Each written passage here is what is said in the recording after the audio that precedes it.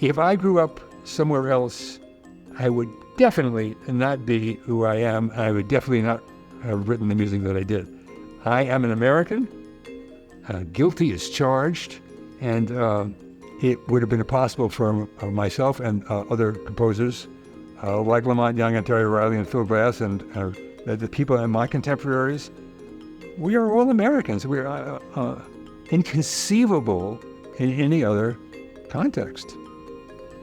I think all great composers represent the reality of their birth circumstances. To me, of American music is that while in the field that I'm in, which is, quote, classical music, we are certainly indebted to the Western European tradition, but the mark of distinction has been that it has made some radical shifts, starting with Ives. More recently, I would say, and I guess it begins markedly with John Cage, Southern American music was more interesting than European music.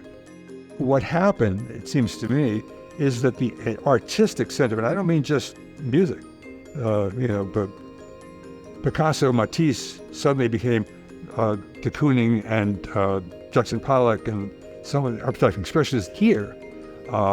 And over here, instead of Boulez, Stockhausen, and Berlioz, wait a minute, we have Cage and we had my generation. But it's a very deep part of who I am as a composer is the fact that I was raised as a student around the music that developed from Schoenberg to Boulez, Stockhausen. I studied with Luciano Berio. I met Boulez in musical situations. And they're great musicians, but it was a world I couldn't possibly pursue. And in being honest to what it is that I followed way back, like the Stravinsky or Bach or bebop, and just sort of, and being around other musicians who influenced me, like Monte Young influenced Terry Riley, who influenced me, who influenced Phil Glass, there's a truth to that. And that's okay, that's the way life is. But it's a real break. It's a real historical break from like anything goes, organizing pitches, the dynamics on a magic square, to suddenly, no. I want one chord. I want to be able to hear the details that come out of staying put. It isn't recognized what a change happened in my lifetime.